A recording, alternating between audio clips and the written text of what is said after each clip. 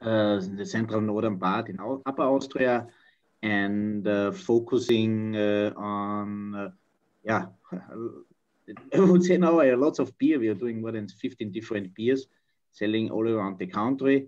Of course, most important export country, the US, where we are with Wetton importers and open wine for more than 20 years now working together. Yeah, just coming to the beer, maybe the most important is to pour a nice beer. I will join you. It's an early morning beer for me, as I'm not in the US. Yes, so everyone knows, Carl is joining us, not even from Ukraine, and not even from Austria. He's another hour before us. He's in Ukraine tonight. Guten Morgen. Guten Morgen. I'm on a private and business trip in Kiev for a few days, but I think this makes no difference with this way of meeting each other. It makes no difference where you are. But, yeah, I just had to get up, but I think this will help me to sleep later on then very well again. Yeah, the Pilsner, the Hopfenkönig Pilsner is our, let's say, most common beer. Pils and classic Helle or lager beers, the most typical beers in Austria, Germany, but also Czech Republic, which are, let's say, the typical beer drinking countries in Europe. And we are focusing on the Austrian market on this Pilsner. It's the style is like Southern German, Austrian Pilsner. It's just with around 30 IBU, not too bitter, but very easy drinking, nice, crispy. So sorry, I have to try what I'm talking about. I don't think you've ever tried this beer, right? I think I tried it once before. Was it yesterday? It was not today. It was maybe it was yesterday. I remember you basically chugging one on the mall when you're in the US in November. Yeah, coming back to this beer. Did you get pictures of that, Dean? There's a video of it. We got the only beautiful day, and he chugged that's illegal, Dean. That's illegal. He chugged it very quickly so no one could arrest him and send him back to. You were a little bit nervous, Dean. Yeah, I remember. No. This beer we are selling also to the US in kegs. You find it in every great restaurant or bar on draft. If not, then it's not a great restaurant. We do have it in the 33, in the 11.2 fluid ounce bottle, and for almost a year now, also in half liter cans. The can is actually only filled for the US market. Can is less popular in Europe, I would say, and we just started and it picked up very, very, very well because first of all, it's a little bit more than in the bottle and price-wise, and it's more economic, and it's also great for shipping and for chilling, for cooling down. So with the can, we're very happy, and thanks to our importers, we are really now step by step introducing on the East Coast, and for this year is planned also to introduce the beer in other states. So to make and that's a little bit of an interesting thing when it comes to the Hopfenkönig, is that for the most part, this is a beer that was only available when it came to the US in this market, in the DC, Northern Virginia market. We didn't send it very many other places because, it is a beer that when you can present it to people fresh, it makes such a difference with this beer.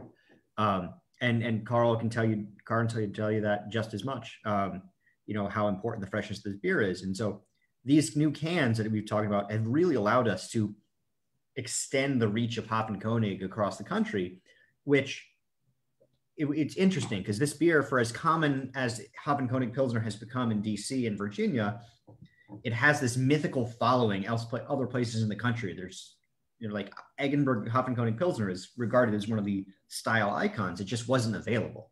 And now we're sharing it with everyone. And is that, Dean, can you talk a little bit more? Is that because of the cans allowing you like better protection from sunlight, et cetera, from the beer? Or what made you decide all of a sudden you could distribute it other places? The cans, because it hasn't seen light, and Carl can talk about this as well if he wants, but because the beer hasn't seen light when it's in the can, and the fact that cans, the technology has progressed enough that it's no longer a matter of will the can go bad before the bottle. It's will the bottle go bad before the can now. And so this has allowed, this has allowed us more shelf stability, and the beer can stay fresher longer, and it can make those trips across the country. If you're going to import something that's delicate like a Pilsner, and especially something that's so vibrant as a Hoppenkönig, you don't want to spend the month shipping it across the ocean, then put it in a warehouse, and then spend a couple more weeks shipping it to other places. Then it's so the cans really have revolutionized what we can do with this beer. What we don't do is stabilizing the beer with chemicals or whatever. The beer, of course, the can must be pasteurized.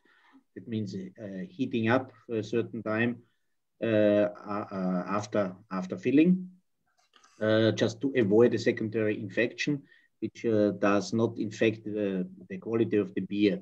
But as Dean also mentioned, keeping the beer away from light, and even a brown bottle, but there is an influence of the light to the product, helps the beer in the can to stay much longer fresh, and therefore this is maybe the main reason why we switched, or why we're forcing and focusing now on the cans.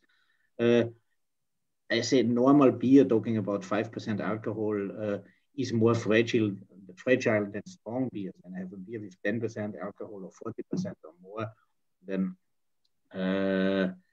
shelf life is not really an issue. But with, let's say, Pilsner, also classic lager beers, we have, we call lager beers more or less all kind of beers. The German call it Helles, around plus minus 5% ABV, but less hopped. And when it comes to a drier beer style with a little bit more hopping, then it's the style of Pilsner beer. So these are the two major produced beer styles. I wouldn't say not only in Austria and in Europe, all around the world. The classic lager, this word is for classically 5% beers, less hopped. And these beers are in general, they're pretty fragile. And just to close the topic, the can helps to keep these beers longer fresh. And Nicole asked, how often do you change the can or the marketing for different countries? The marketing, we are more a conservative brewery, and we are not changing every year. We really try to go our way and to build up the market step by step. We are not really changing, of course, following the consumer demands, but what we just did now, we added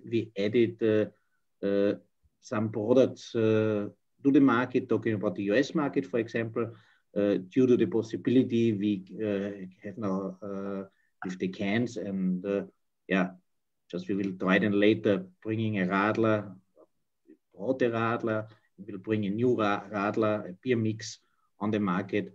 But this is what we are not doing is bringing every year new products on the market. We are very, very conservative, and we focus on our specialties. I mentioned in the beginning, we are doing more than 15 different beers. So there is for everyone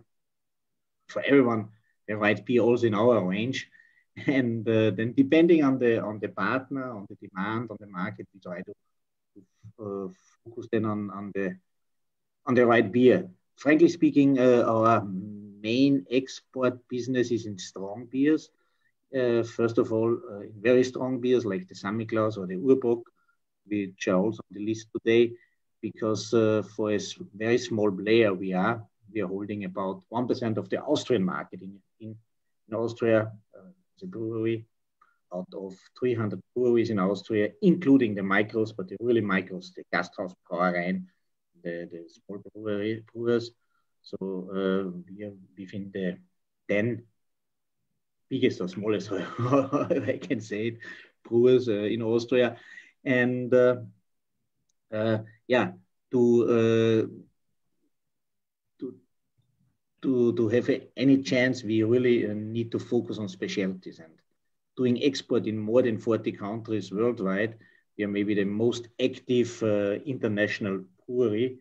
But coming back, Erika, to your question, yes, we do really our classical lagers and focus on these beers, starting with the Pilsner and up to the Samichlaus, the 14% strong quadruple bock. Which would you say is like your strongest country, or the country where you export the most?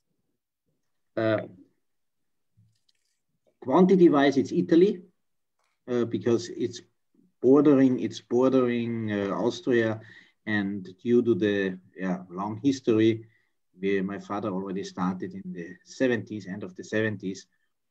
We do have a long tradition there. But Italy, again, is a little bit different market. In Italy, our main product is also the Pilsner, and we do a lot of draft in Italy. We have 30 importers, about 30 importers. You can imagine now the restaurants have to close 6 o'clock. They were closed until a few weeks ago. Now they have to close at 6 o'clock in the evening, and Italians go out after 9 o'clock. So it's the Italian draft business is like zero now, but it's in normal times, and it will be, I hope, soon again. Italy is the in sense of quantity the biggest market, but this does not count for me personally. Every market is important, and even if I sell only 2 pallets a year, because it may become very important, like the US, where we are doing now a little bit more than 2 pallets a year. Yes, and we are focusing on nice quantities this year, thanks to the new project with the cans coming into other markets and attracting more clients. Excellent. Now, Stable chose to pair the Hopfenkönig with Speck, Belper cheese, and Wurzel bread and cornichons. And they said that the clean finish of the beer enhances the flavors of the Belper cheese and leaves the flavors lingering in your mouth. But I was going to ask you, what else would you pair the Hopfenkönig with? Actually, the Pilsner goes very well as a starter due to the crispy hop. It's opening your palates for a nice dinner. I personally like it to all kind of salads, or the most kind of salads, these classical salads.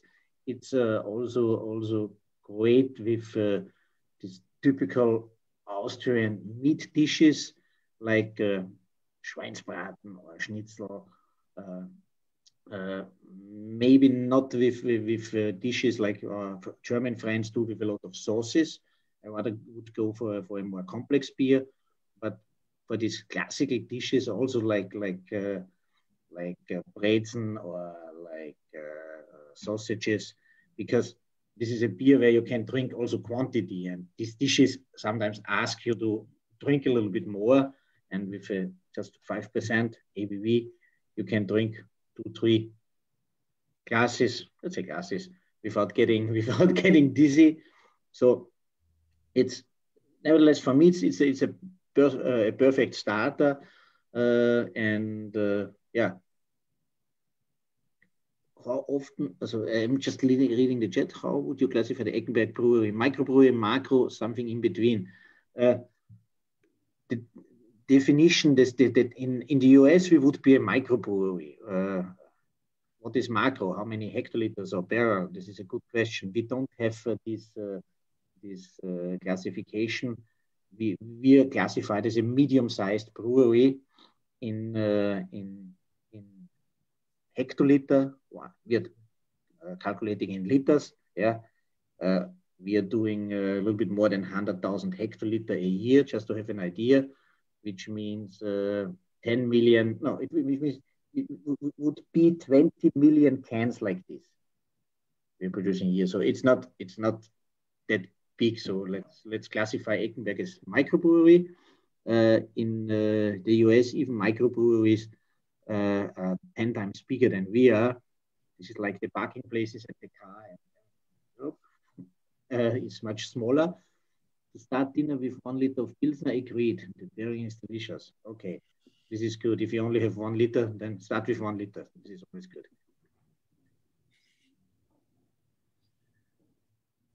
I heard that 2 seems to be the only smart way to start a dinner. Of course, and of course the company. I would also recommend the beer with a great company.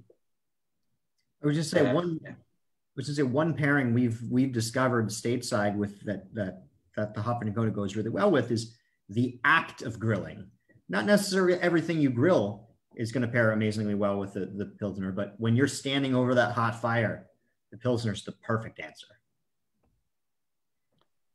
I agree, Dean. Yes, of course. Besides grilling and barbecuing, a few beers, take your time with the barbecuing, so you have more time for the beer. I absolutely agree. All right. Are you guys ready for the next pairing? If you want to give me thumbs up. Actually, let me change the view here. Hang on a second. You guys ready for the next pairing? All right. So let's do the next pairing, which is the Urbach, the black can. Beautiful. And the beef goulash soup. Coming to the Urbock was our first double bock. My uncle, he was brewing master in the brewery, created in 1975. You can imagine Austria, especially in the 70s, as a very conservative beer drinking country. Even America was in these years dominated by 3 groups, more or less. Anheuser-Busch, Miller, Coors, yeah. And okay, this was all the same beer, just a different packaging. And Austria was a conservative lager beer country, and we started in the 70s with 10% beer, 10% alcohol beer, a double bock, a pale double bock. All the industry said now they are completely crazy. These guys from Forchdorf, from the center of Austria, who is brewing a 10% beer? No one is drinking this beer. And my father started in the end of the 70s exporting this beer. And frankly speaking, this is the beer in our range where we, for the last years, every year had little, but we still have growth. Even last year, as this beer is very, very well sold in the supermarkets, grocery stores, we did not lose any sales with this product. Yeah, it's one of the last. Now it's one of the few and rare pale double bocks. It's a lager. It's a bottom fermented beer compared to most of the specialties and compared to the most strong specialties. It is bottom fermented, and with 10%, there are not that many beers comparable on the market, which still makes this beer as a unique specialty. You have a certain sweetness in this beer.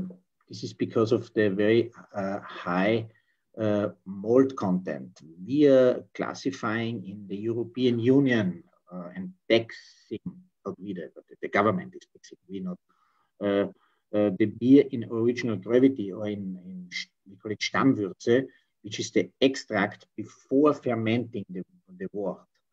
And Urbock 23 is not the alcohol, 23 is the extract. Hopfenkönig has about 12, so it's almost half of extract. And the stronger you brew the beer, the more extract you need. Because this extract in the second step in the fermentation transforms the malt sugar into alcohol and CO2. And yeah, the stronger the wort, the more extract, the more unfermentable sugar you have in the beer. It means this beer is also 100% after the purity law. There are no additives in the beer. There is no sugar for fermenting or glucose or whatever, or honey. This beer, due to the high wort content, has a lot of unfermentable sugars, and this makes this beer also a little bit sweet.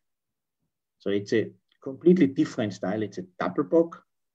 Compared to the Pilsner, you have more or less no sweetness in the Pilsner. In this beer, you have a lot of sweetness. This beer, I very much recommend to dishes with sauces, to goulash like you're chasing. I hope we can come soon and join you analog on a meeting. And of course, also do sweet desserts. But even better, I love this beer with cheese, especially hard cheese, like kind of Gouda, or also some soft cheeses like Camembert. So it's also a very nice, instead of the chutney, you use this beer because of its strong body and little sweetness. It goes very well also with all kind of cheeses. Especially this food pairing makes sometimes the whole evening, the tasting, much more interesting, because you really can look for the harmony between, of course, the company, but between the food and the beer you are chasing.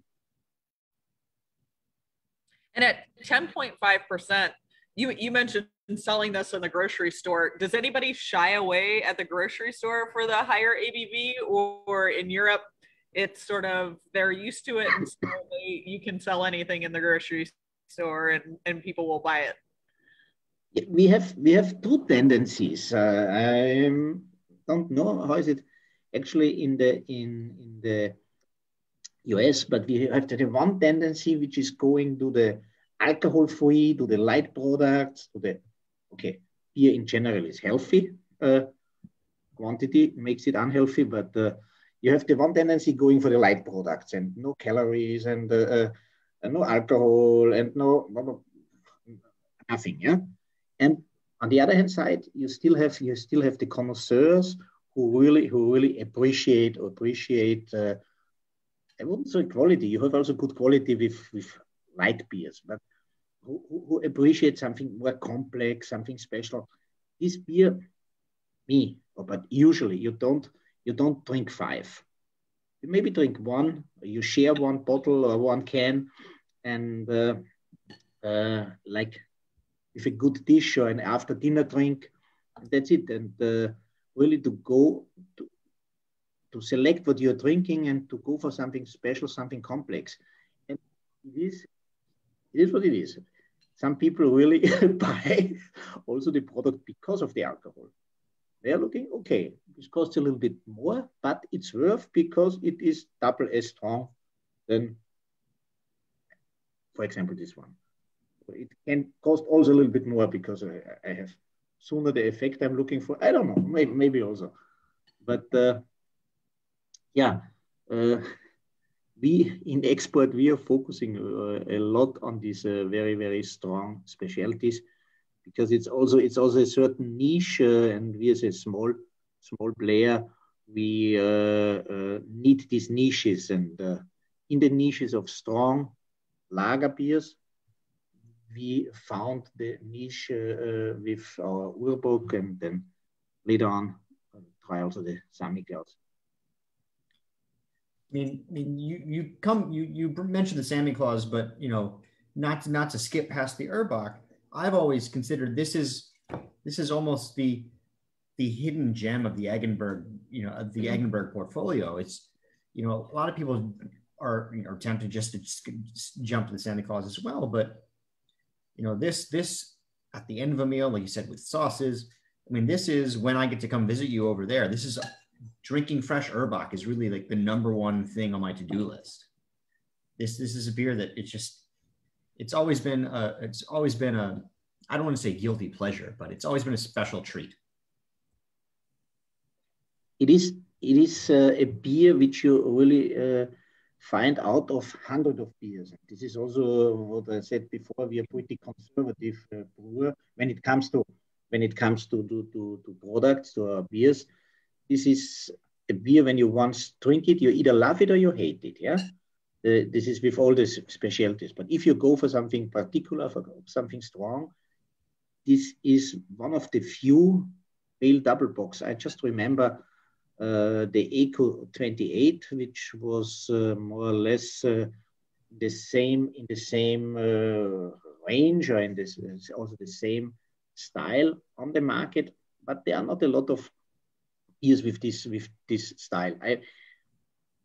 For me, we are not doing any IPA, or even we are not doing any stout or porter. There are other specialists, and also the real micros. In our country, thanks God, there are more and more again small breweries starting up. They do all these great micros, and of course, America number one in the range of specialties and the sour beers, but they are specialists. They do this. We go for our traditional special lager beers, and try to keep the quality, and slowly but surely raise also the sales. Yeah, so Emily and Tom asked, they said that love the flavor of the Erbach, almost spiced but very smooth. Is that the hops, or is it more the malted barley that causes that? This beer has more hop than, and we are brewing mainly with Austrian hop. We have some two hop planting regions in Austria, in the southern part and the northern part. It's called the northern part is called the Mühlviertel, and the southern part is called the Leutschergebiet, where we buy our hops. This is excellent hop, comparable with the Hallertau, with the German hops. Between Munich and Ingolstadt is the biggest hop planting region. So this is a traditional Austrian hop. We use with this beer more hop. There's more IBU. The International Bitter Unit is more or less the quantity of hop, soluted hop in the beer, more hop than in the Pilsner, but it needs the stronger the beer, the more complex the beer. Of course, the more just when we're talking about hop now, or other spices, but in this case we have the hop. The more hop you need to have a nice balance. It is much easier, or you need much less for a lager beer to give him a nice bitterness. And of course, when we're talking about hop, maybe I mentioned this also, it depends what kind of hop. We divide the hops in bitter and aroma hops. Also, and when you add the hop to the beer. We are not dry hopping these beers we are chasing now. We have one dry hop beer with American hop in the summer, a very light, crispy summer Pilsner, which is not exported due to the light alcohol, because it has a shelf life just of 4 or 5 months. But in general, we are not dry hopping. We are really focusing in this beer on a nice amount of bitter hops in the beginning of the brewing process, and then also lots of aroma hops in the end of the brewing process, or then in the loitering phase, and the loitering part of after the brewing, boiling the wort. one more sentence to the Urbock. The brewing process, yeah. And when it comes then to the lagering, this beer stays for about 9 months in our cellar. You can imagine 9 months, usually beer is ready after, not talking about industrial beer, but classic good beers, they're ready between 1 month and 2 months. This beer stays like a baby, but in our stainless steel tanks, 9 months. And this gives him to grow, to mature. This gives him then this complex character. And hop-wise, we have a little bit more hop IBU than compared to the Pilsner. But you don't feel it. You have just a little bitterness then on your thumb after sipping the beer. But that's it. So I want to give a shout out to Stable. On a day like today, this beef goulash soup is just like hitting the spot here. Can you talk to us a little bit about the history of the brewery? And Ted, who is wearing an Erbach 23 shirt, says, I think folks would be fascinated to hear how a Swiss brewery became an Austrian brewery. This is then, but let's talk about history. Our brewery goes back to the mid-age, so it's actually older than your country. We become, it was a castle, and usually either the housewives or the castle, the monks were brewing beer in the mid-age. So did we. And in 1681, the brewery was bought by the former brewing master and started commercial brewing. Yeah, this is now 340 years ago when commercial brewing started. In our family, just for 218 years, my grandfather, how many grand? Five. Bought the brewery then in 1803. So actually 218 years ago. So it's just recently. Yeah. We had also coming back to the 70s. 70s were pretty busy years. In the 70s, we started to collaborate with a Swiss brewery, what you were mentioning, it was called Hürlimann Brewery in Zurich.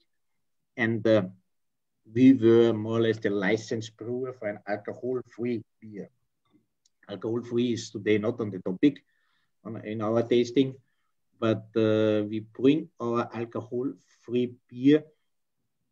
Actually, the first shipment just arrived in America. We are doing still with the special yeast. This Hürlimann brewery was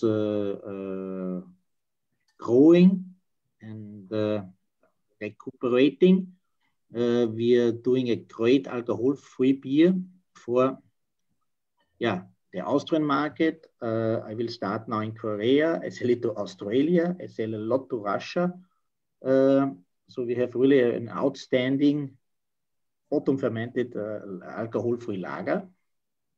And this thanks to this Swiss Hürlimann brewery, where we more or less were the licensee for the Austrian market in the 70s, 80s, 90s. In 1997, this Zurich brewery was sold to another Swiss brewery called Feldschlösschen. They decided to use the land where the brewery was built on in the center, more or less in the center of Zurich, for apartments, and brewery was profitable, but this family is maybe even more rich, and the banks decided to change from brewing beer to making real estate. It's a nightmare. And this was the first petition in internet when people said, but what will happen to Sammy Claus? This is then a beer we will try a little bit later. What will happen to Sammy Claus? Sammy Claus, Swiss-German name for Santa Claus, was in these years the strongest beer in the world. Guinness Book of Records with 14% alcohol, and had fans all over the world. And they decided, okay, we sell the operation, but the new group did not want to continue this beer because just the brewing house, just the brewing vessel was bigger than what they sold in these years in 1 year. And due to our friendship and long cooperation, we decided to relaunch this beer. So this is the connection with Switzerland. Besides that, the Swiss people speak a little German dialect. There's no more connection between us and Switzerland. But we bring, and I will come then back later to this special beer. We relaunched this special beer, and it was adopted quasi from the Swiss parents by new Austrian parents by Eggenberg. This is the connection. Yeah, I just see, let me check the chat. Ted Hopkins, he's under Frederick T's iPhone. Do you see him waving? Hi, Carl. Hi. Good to see you, buddy.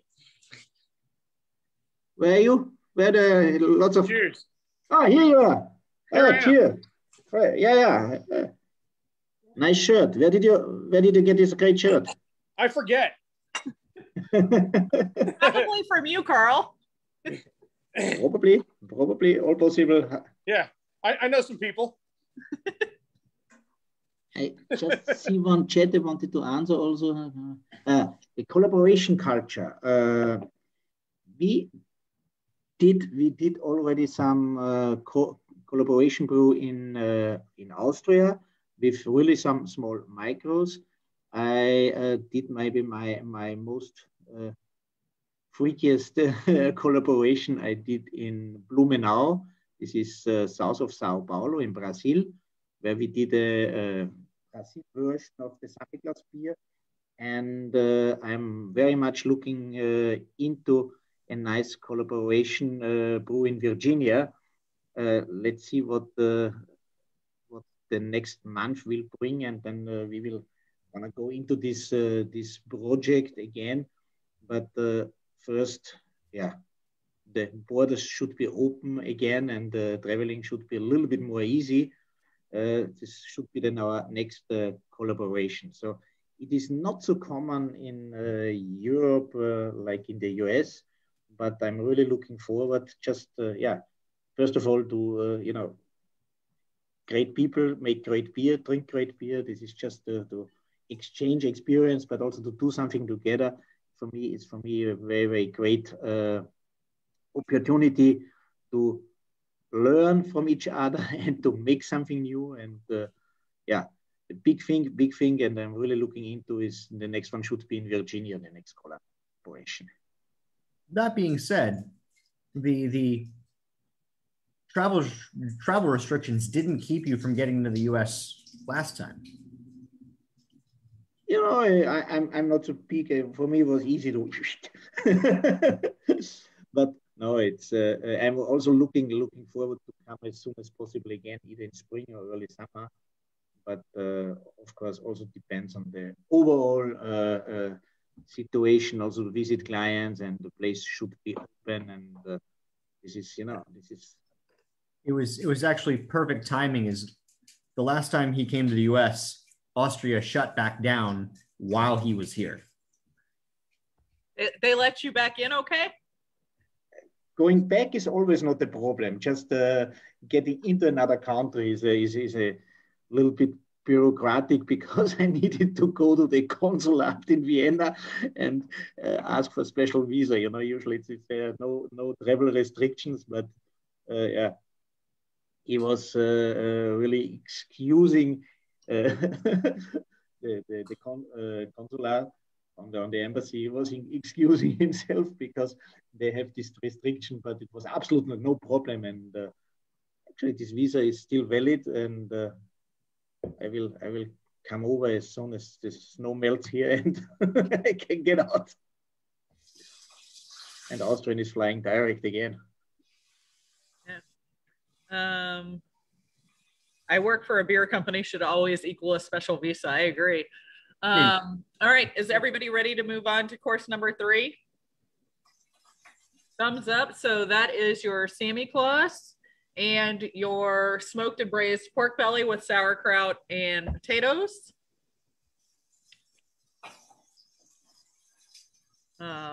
If you guys didn't see in the message, Chris earlier warned that the pork belly takes a little bit of time and effort. So hopefully you guys saw that. But Carl, do you want to tell us a little bit about the Sammy Claus? Yeah, I just started before Sammy Claus, originally brewed by Hürlimann in Zurich. Name is synonym for Santa Claus. This beer is produced only on the Santa Claus Day, the Sammy Claus Day, which is the 6th of December. That means only one day a year we are brewing this beer. And this beer with 32 extract, again, 1/3 more than the Urburg we chased before. This beer belongs to the strongest beers in the world, 14% alcohol by volume. It's and it's still a lager. And yeah, it's bottom fermented. And maybe it's not maybe, it's actually the strongest commercialized bottom fermented, or strongest commercialized lager on the market. There are some, of course, some micros there playing around, and either we're freezing out. There are other possibilities to come up with the alcohol, but we are not freezing out the beer. The beer has special fermentation, a very long lagering period. This beer is lagering, maturing for minimum 10 months. It means every bottle has its bottled in, its date on the label, means when it's bottled in 2019, it was brewed in 2018. Interesting, the stronger the beers, the longer you can mature, the longer you can lager the beer also then in the bottle, or in the future also they can. Means we will bring also the Sammy Claus in 33 centiliter, 11.2 fluid ounces can soon. We got the label approval last Friday. We are planning now to step by step, but we do produce the cans and to have the beer also available in the cans. Nevertheless, coming back to the beer, maturing, lagering the beer, you can keep this beer for many years in the cellar. It is getting more complex. It's slowly also a little bit changing during the years. And even after 20 years, it's still 25 years, it's still good. It's still great to drink. It's a little bit turning into, it's getting a little sherryish taste. We're talking about after 20 years, of course. So the nice thing is really you can keep it like a strong wine, especially strong white wine, but also some complex white wines you can store for many years. And what we love to do is these vertical tastings with this beer. It means we take different vintages and then compare 2000 with 2005 and 2005 with 2008 or whatever. By the way, 2008 was 2004. 2004, we sent to the Denver Beer Olympiade and won the gold medal in the World Beer Cup. It's called. Got the gold medal in strong aged lager beers. So this was maybe our biggest excellence we got for this beer. I said 10 months at least in our cellar before we bottle and ship it to the export market. This beer is sold directly now via my office to 45 countries and via other importers and distributors who do again export in other countries worldwide. I think we're selling this beer you find in 60 countries worldwide. It's on the shelf in the grocery stores, in specialty stores, most time the strongest one. So here we are coming back, like Eric asked before. Sometimes people, why they buy a beer like this? Yeah, because, of course, because it's so excellent. But they buy it also because it's the strongest one. And they're curious to try something so strong. Yeah, I can also say with this beer, you either love it or you hate it, as it's so particular. I very much recommend this beer as either with very robust dishes, with dishes with intensive sauce, or as an after dinner drink with a good cigar, a fireplace, of course, nice company. And it goes also excellent. It goes excellent with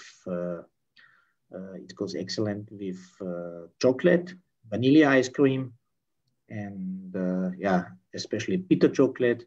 Also this kind of Austrian Mozart balls, the one with marzipan inside and classical chocolate. So general with sweet dishes, it's a very, very nice pairing. This beer we do also in different versions. The one you have is the classic. Classic means this is the Samichlaus, like it used to be brewed by the Swiss brewery Hürlimann. We did not change the recipe. We just adjusted to our brewery, and yeah, the biggest change is from Zurich industrial water to pure mountain spring water we use in Eggenberg. And of course, the malt is coming now from Austria. But the recipe more or less is still the same like the Swiss recipe. We do this beer also with pale malt. We call it an helles pale. We do this beer with toasted malt, Schwarzes, a very, very dark version. And every year we do a couple of barrique barrels, these 225 liter classical wine barrels. Every year different. Last year we used some whiskey barrels. 2 years before we had Chardonnay barrels. And we used new barrels, and we did some different blends.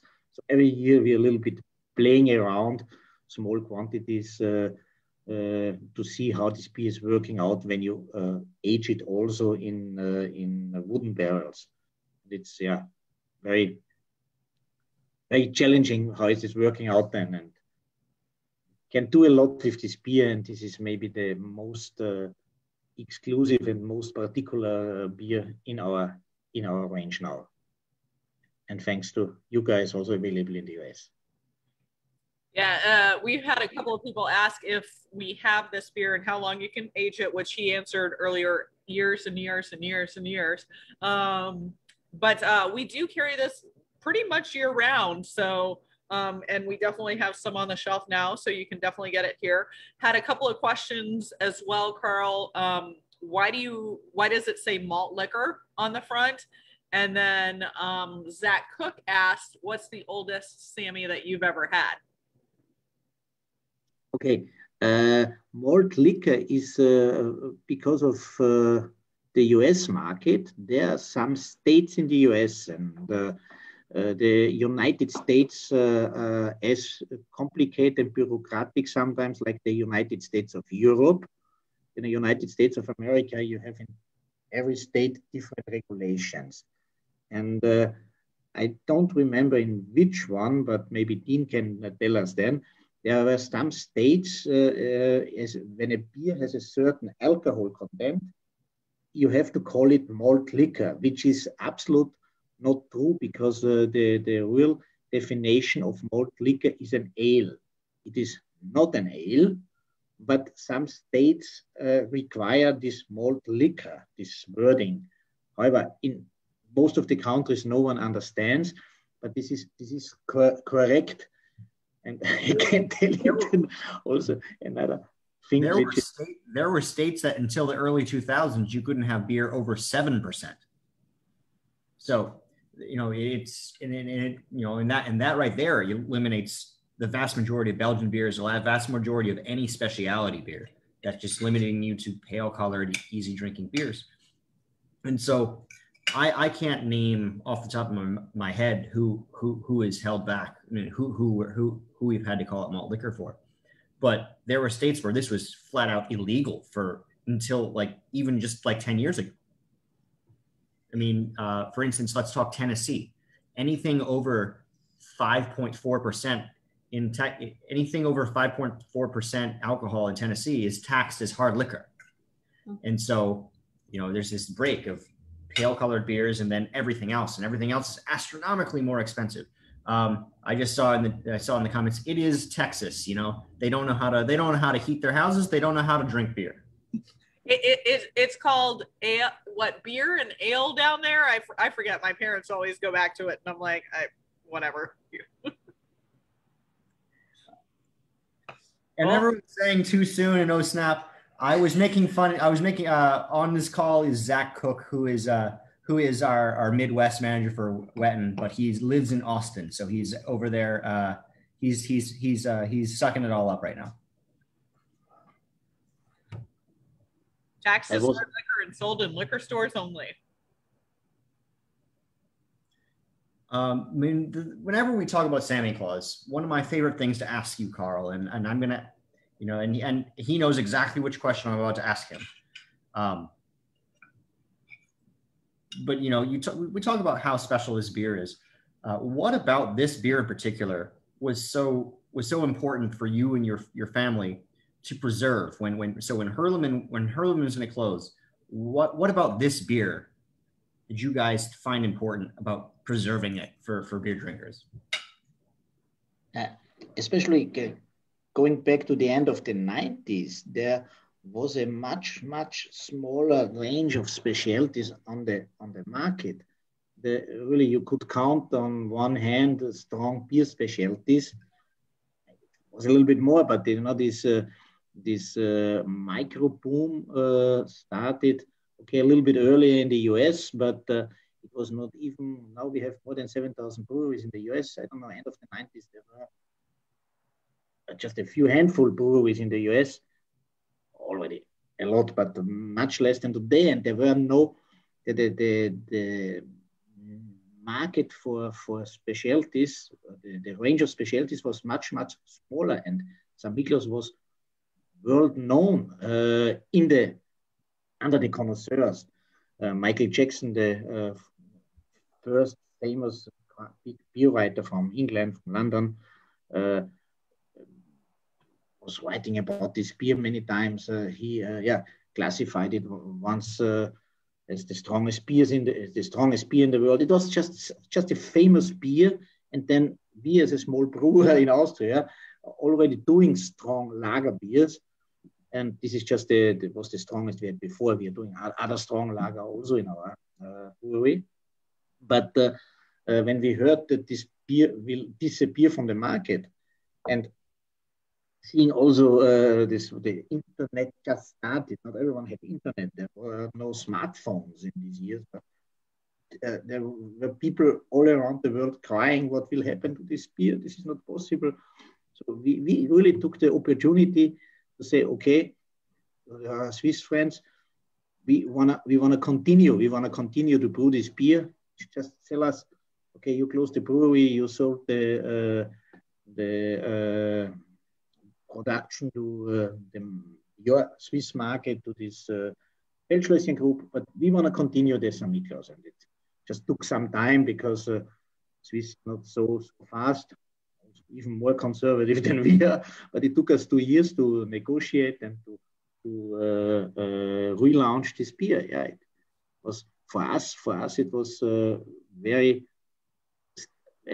big strategical step, because this beer helped us, as again, a small Austrian player, to become more famous around the world, with specialties. I remember in 2000, I was invited in London by the British Beer Guild as a guest of honor. This is 21 years ago. I was a little bit younger maybe 10 years younger than today.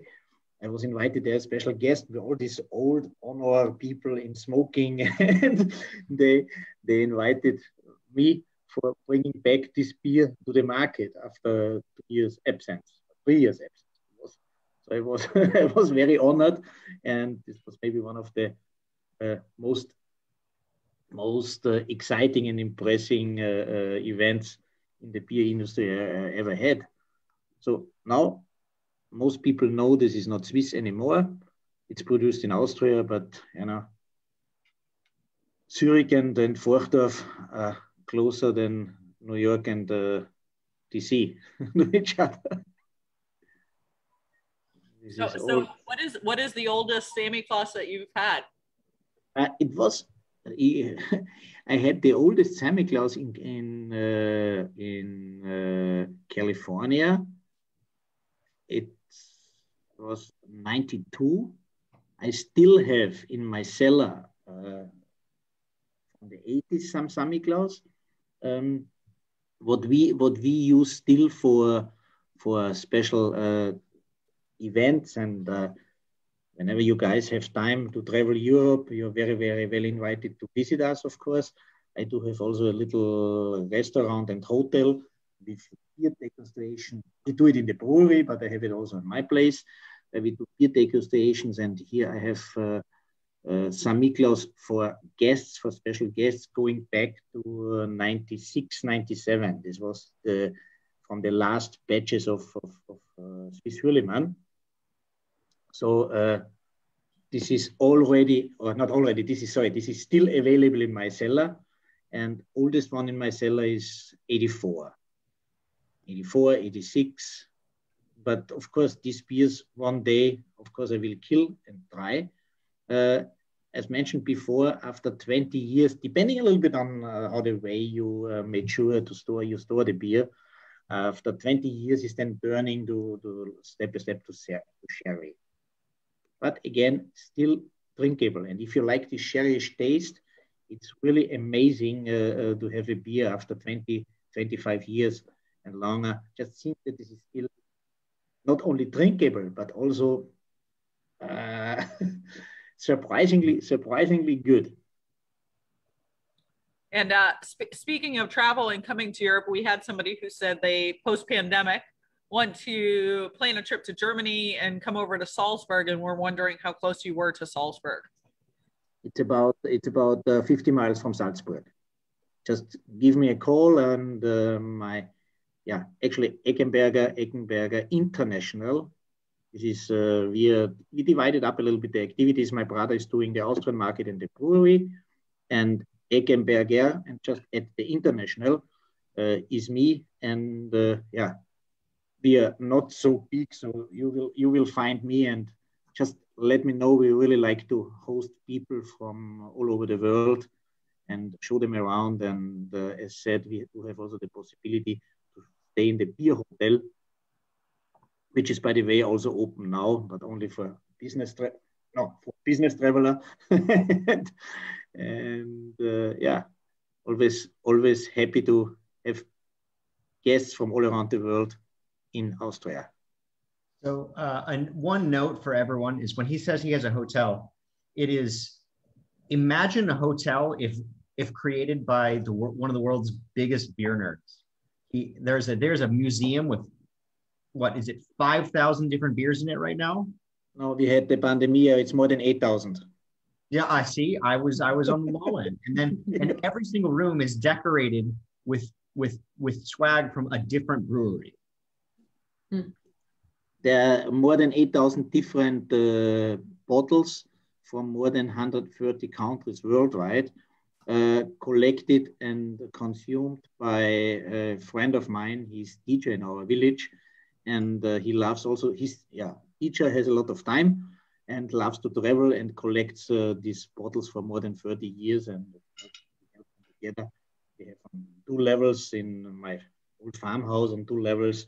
We exposed these bottles, and this is on my website, on the restaurant website, Rankel Leiten. I will write it then in the chat. Yeah, I was going to say, they also wanted to know what the name of your hotel was. Yeah, I'm just checking if I can write also in the chat. You should be able to. Verwenden alle Down at the very yeah, I found it. It's on the very, very bottom. Yeah.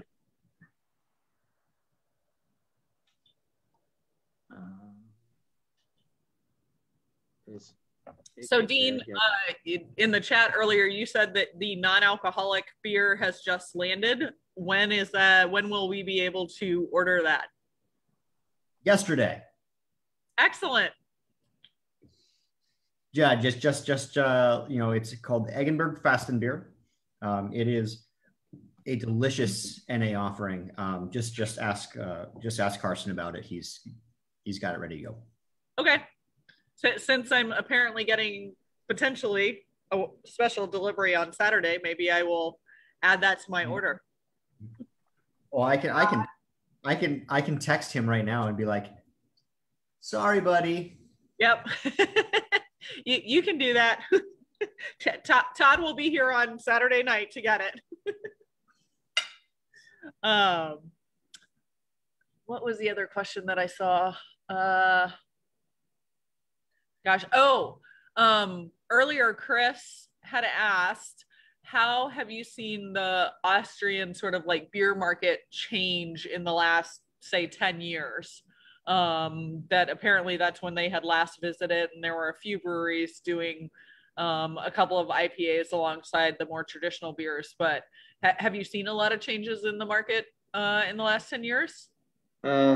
I would say, and speaking not only about Austria, also speaking about, let's say, the typical traditional conservative German, Czech, and Austrian market, these markets will be familiar. What happened that in the last 15, 20 years, all these markets were more or less bought by one of the big groups. We do have a oligopoly situation in most of these countries. Even in Germany, most of the big famous brewers are owned by either AB InBev or Heineken. Heineken, for example, holds 50% of the Austrian market on the one hand side. So this globalization is all over the world, but the bigger the big groups are, the bigger also the niches are. What happened the last 10 years is that more and more micros also come up. We have now, as mentioned before, around a little bit more than 300 breweries in Austria. 10 years ago, it was, I don't know exact figure 10 years ago, but it was about 200. So it means the bigger the big one gets, the more small players find their niches. In general, the beer consumption is very stable. Austria is with about 106-7 liter per head per year, number 2 after the Czech Republic. We are drinking per person more than the German friends. Okay, 106 liter is not a lot, but I have to drink for my girlfriend, for my dog, for my mother, for my sister. So then it's okay. So this is then good. In Europe, the average beer consumption is a little bit below 80 liter. So Austria is more than 1/5 ahead of the average in Europe. But coming to your question, yes, we do have a very traditional beer consumer. The people in general, they stick to their breweries. They drink the original beers, and the niches like IPA, like stouts, like porter, not mentioning sour beers, which absolutely have no market, unfortunately, in Central Europe. These people really stick to their classic beers, to their lager, to their helles, and to their maybe pilsner. In the southern German region and in the Austrian region where I'm from, bordering Germany, there is also a pretty high consumption of Weissbier, wheat beer, Weizen wheat beer, however you may call it, with beer with wheat malt, but upper fermented beer. Compared to the US, where you have, I don't know, the last figure, is it true that about 25% of consumer is drinking craft beer or beer from micros, or let's say not average standard beer. We do have about less than 3% of, let's call them craft beer, yeah, specialty beer, which is consumed in our country. Do you want to tell us about the last beer, the Radler? Okay, Radler, and this is the trend and the tendency we have also within the, this is also, sorry, a part of the answer of your last question. The Radler is a light beer mix, which is with classical lager beer and lime elderberry juice, attaining only 2.4 alcohol. It means this is very, very, very light in alcohol. You can drink this beer, have no problem, drink and drive. I have to say in our country, but also in some neighboring countries, there is no problem if you have 2-3 beers. Then you have a kind of 0.5 limit. That means with 2 beer like this, you're still under the limit. But more and more people don't want to consume too much alcohol. And this trend, this tendency is growing and was growing the last years and is still growing, either the alcohol-free or the light beers. And especially young people and not only, but more and more young people, especially women, like this beer. It's very fruity. It's a little bit on the sweet side also, and very easy drinking. This beer I suggest to drink really cold. In general, we say that the beer shouldn't be colder than the alcohol, yeah, which is mentioned on the label. But this beer, okay, can be really out of the fridge with 4 or 5 centigrade, and it's very refreshing. After sports, you can drink 2 cans and not getting dizzy, or 3 cans not getting dizzy. It's a trend. It's a trend for the, I wouldn't say for a new generation, but a new trend which is getting bigger and bigger year by year. This one we have almost 1 year now on the market, in some selected places also on draft, but mainly we are selling it in the can, in the half-liter can. What is now in the pipeline is also a pink grapefruit Radler, which is brand new for with real fresh pink grapefruit, not the yellow crap. With the fresh pink grapefruit, this is already in the pipeline. It should be, depending a little bit on the shipping, which is now a little bit, it takes pretty long to get to have containers leaving for the US. We have to wait 2-3 weeks to have from our place the container to America, but it's planned the first container should leave in about 3 weeks time. We just also got the approval for this new Radler. So it should be then here, I would say, not later than mid-end of April on the market, already on the market. So this is the program. So the production is in process, and the container is ordered. So we hope to have this new Radler then end of April. But also this one is excellent, and I of course ask you also keep on buying this one, because you also need. Well, I mean, I want to take this time to thank you and this Radler in particular for literally saving my life. For those of you who haven't been with us, every year, the morning after Oktoberfest, there's only one way you can feel as a human in that scenario, and so we get together in the lobby of the hotel, and I don't think anyone speaks a word to each other. We all just want to crawl in a hole. And then we spend the next 4 hours rocking back and forth on a train going from Munich to Salzburg.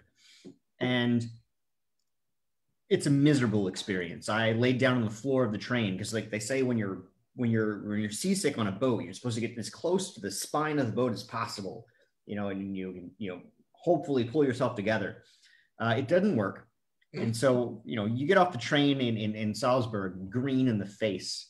And then Carl has just had a splendid, wonderful morning. And he just walks up to you and he puts a Radler in your hand. He says, drink it right now. And for the next 3 days, you don't want to drink anything but that. And so, we talk about grapefruit Radler, but the lemon elderberry Radler is a lifesaver. I'm happy to save your life once. Yeah. Now we are really looking into this new project also. That means we have lots of new products for the US market, and just to complete our range. And if I may do some little advertising, we will bring also a typical, let's say, Bavarian style of Weizen this year on the market. This should be then also just got the label approval last week together with the other label approval. This should be then also available, I think, mid of May, but also before the season.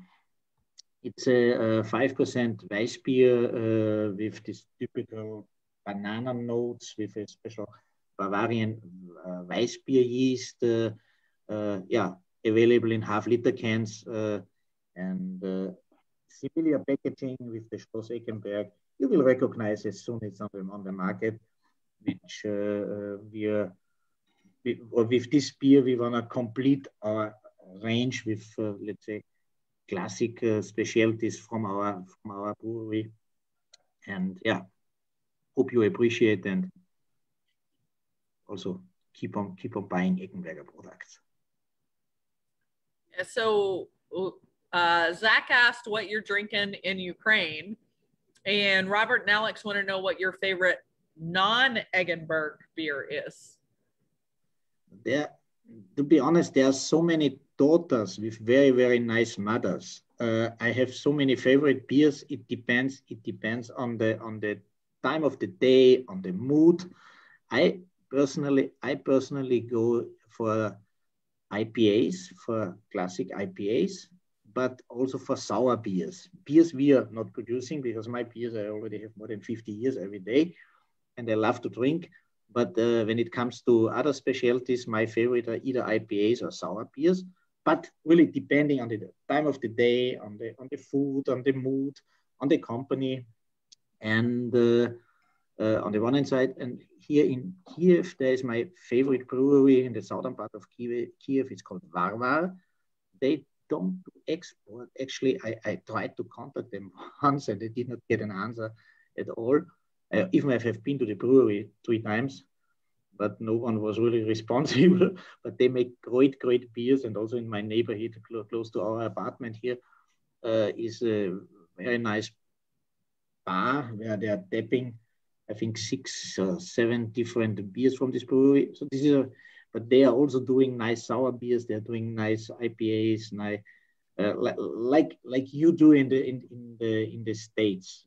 This is from this, let's say, old new beers, my favorites. But of course, a classic Pilsner. There are so many great Pilsner. The northern part of Germany, I do love. They are more on the bitter side, hoppy side, not like IPAs with a lot of aroma hops, but with bitter hops. This is also a style I like. It's so many. So when it comes to beer, I'm pretty flexible. So not physically. No, it depends. Depends also, but okay. Coming back to the beer, yeah. Sorry, I'm creating a poll. Please keep talking. No, I'm just checking the chat. If there are more.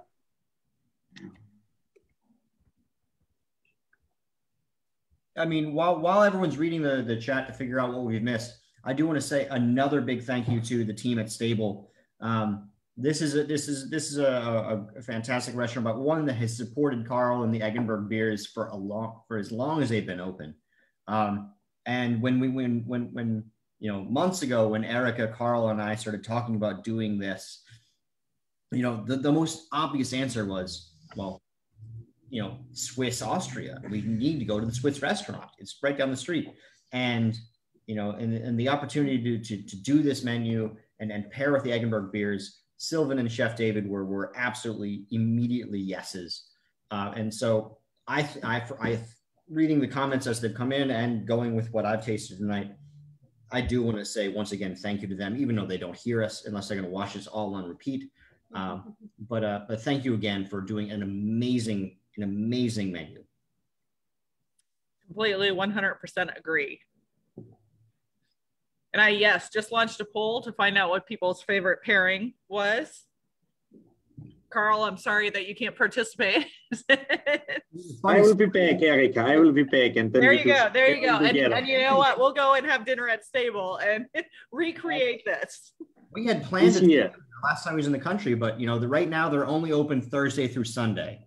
And so that just completely did not mesh with Carl's schedule. But no, if you're looking to experience Stable in person, it's Thursday dinner, Friday dinner, Saturday brunch, Saturday dinner, and Sunday brunch right now only.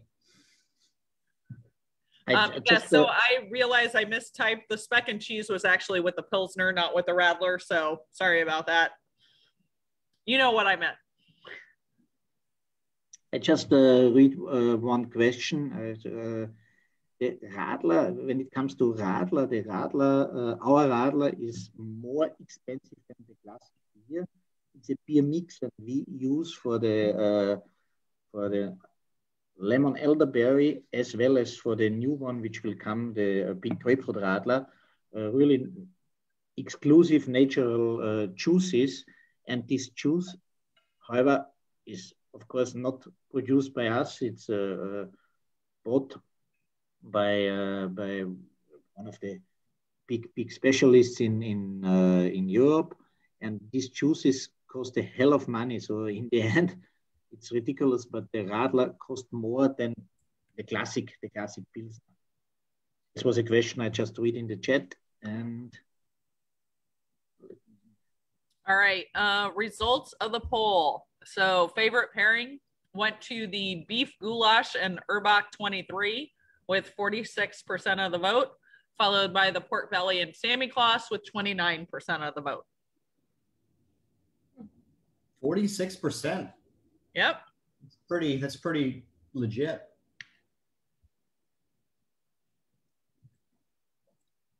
It is. I really recommend the Sammy Claus as it's so complex. Oh, Carl, we just lost you. We can't hear you right now. Okay. 1, 2, 3. Do you hear me? Yep. Yes.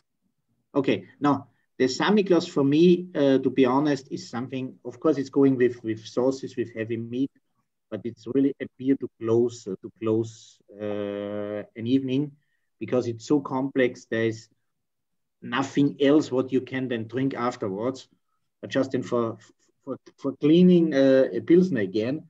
But this is a different story. But in general, when I have a nice degustation menu, I close with the Sammy Claus. As it's so complex, it's perfect then with either the cheese in the end, or with as I said, chocolate and sweets. Or if someone likes cigar, I love to smoke a good cigar, a Cuban cigar with a glass of Sammy Claus. Or with a glass of Urbach. Also the Urburg. No, the Urburg before. The Urburg with the meat and the dark sauce. Behaves so much like a cognac that cognac and cigar is a natural pairing. Is also good. Is also good combination. Yes.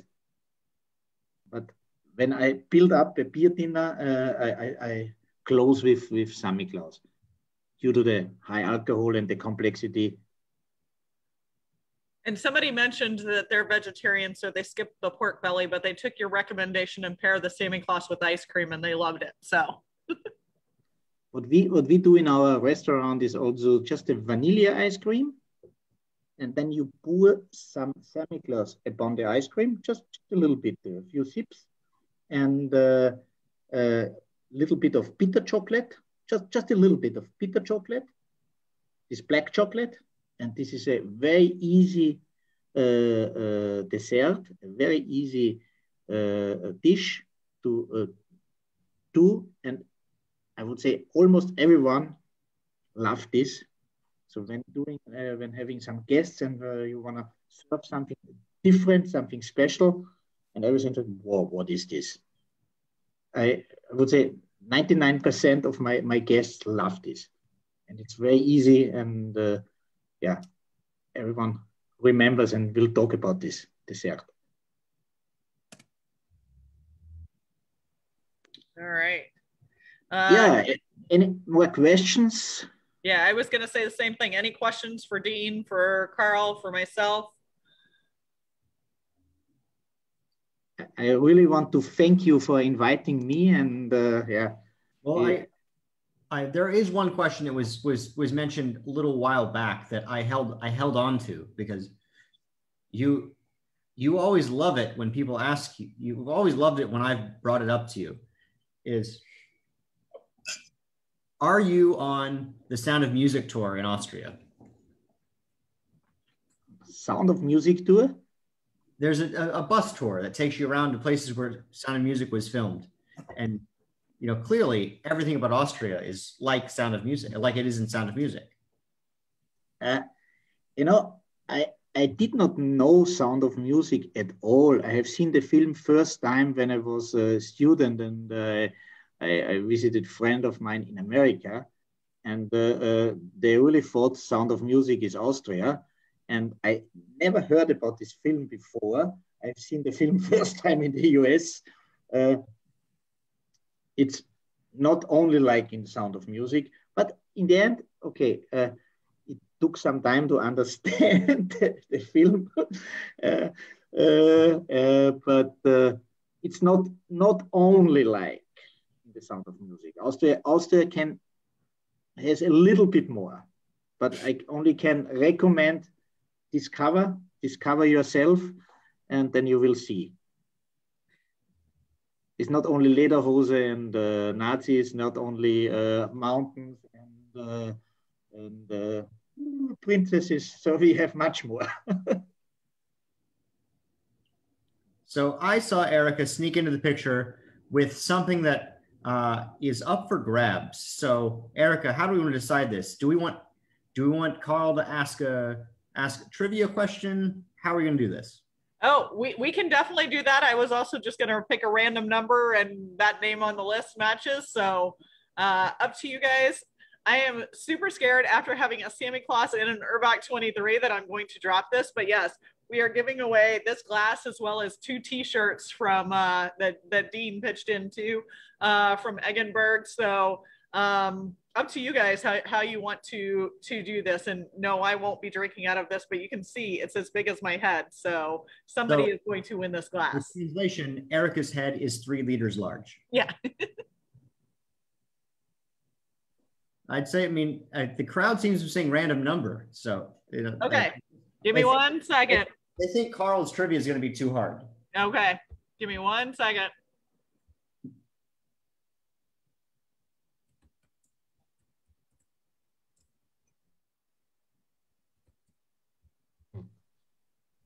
All right. And the winner is Todd Hettenbach. He's going to drink a lot of non-alcoholic beer from this glass. Congratulations.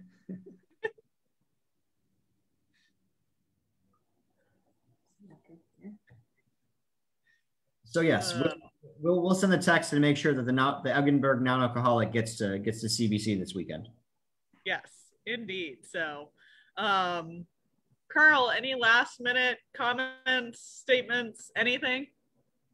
No, I again want to thank you, Erica, very, very much for this great evening, for this great night. Oh, okay, for this great evening. Yeah. This is good. I keep this. Yeah, I'm really looking forward to see you guys also either one day personally in Austria. I dropped in the chat my websites and also my phone number. Just let me know day before, better a couple of days before you're traveling. I am half here. I'm also traveling out of Austria due to business and private reasons. We really very, very happy that you guys serve our beers, bring our beers to the US, and we really try to be as close as possible to our clients, to our partners in the US, also in the future. And this new way of presentation is something different, but I also appreciate, and whenever we can be useful for you guys, and whenever you need any information, just feel free also to contact us. We try to give the brewery, the products, also a face. This is the big difference compared to the multinationals. So 8 generations in one family. It's not so long for Europe, but it's pretty long. There are not so many breweries, even in our country, with such a tradition. And a little part of the brewery you can see behind Dean, and hope one day have you in Austria or see you in the US maybe on a analog beer tasting, what we for sure plan and what we do always when I'm coming over. So again, thanks to all of you for joining tonight, and was happy. I'm very, very happy and very honored to be with you. Thank you, Carl. And yes, a lot of people are saying they want to see a repeat appearance from you, whether it is here digitally or analog. Dean, any I'll be last? back. Yeah, excellent. Dean, any last thoughts? Well, before I get into my thoughts, I do want to point out that not enough people appreciated the fact that an Austrian just said he'll be back. But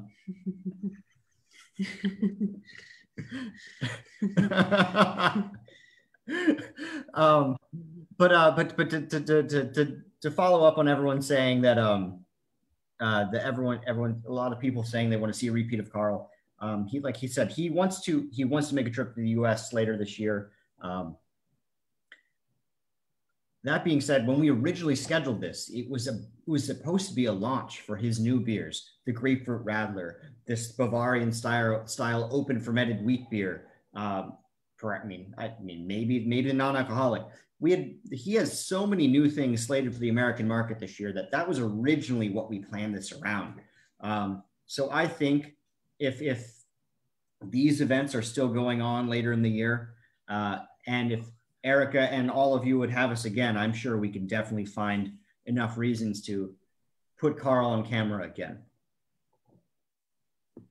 Completely, 100% agree. And Carl has already said wherever in the world he is, he will join us. So, all right. So, just, I think most of you know, but in case not, we do these virtual tastings every Thursday night.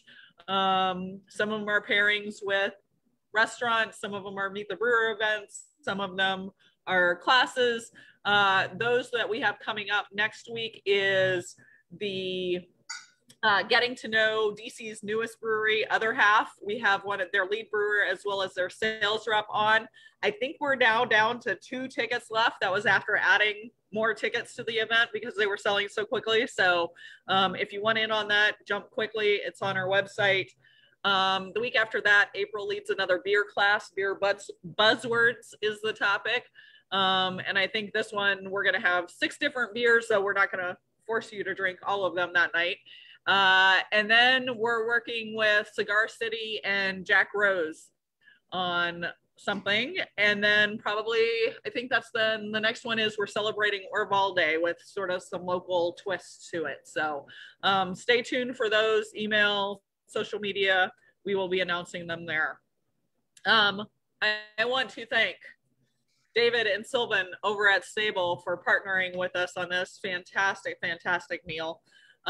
Dean deserves all the credit for setting this one up. When he and Carl came into the store, we talked about it, and then I said, Dean, you have to run with it.